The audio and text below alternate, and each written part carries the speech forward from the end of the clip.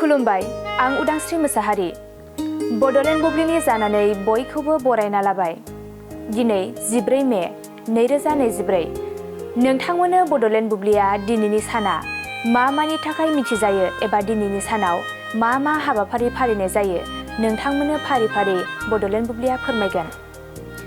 दिनैनि सानखौ international PMO day महरै फालिनाय जायो। इन्टारनेशनेल PMO डेखौ बोसोरफ्रोमबो 14 मेआव कम्पानि सोरखारारि आफादफोराव PMOखौ नोजोर होनो, जौगाहोनो आरो बाख्नायनो थाखाय फालिनाय जायो।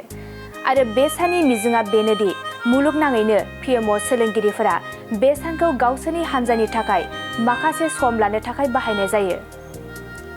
बेनि अनगायैबो दिनैनि सानखौ इन्टारनेशनेल बाटारमिल्क बिस्कुट डे, बन विथ इउर डग डे आरो अनलाइन रमान्स डे महरैबो फालिनाय जायो। नोंथांमोननो बड'लेण्ड बुब्लिया दिनैनि सानाव मा हाबाफारिजों मिथिजायो आरो मा हाबाफारिखौ फालिनाय जायो फोरमायबाय। गोजोन्थों। मोनसे गोजोनथाव खौरां। नोंथाङा नोंथांनि न'खौ समायना रमायना जोंख्लाब माख्लाब खालामनो गोसो दं नामा? थारैनो नोंथाङा नोंथांनि न'खौ समायना रमायना साजायनो गोसो दंब्ला नोंथांमोननि थाखाय बिजनेस बेन्स प्रडाक्ट्स कम्पानिया गोजोनथाव खौरां लानानै फैदों। गोदान बोसोर रंजालि बैसागु फोरबोजों लोब्बा लाखिनानै बेन्स प्रडाक्ट्स कम्पानिया नोंथांमोननि थाखाय अफार होनाय जादों।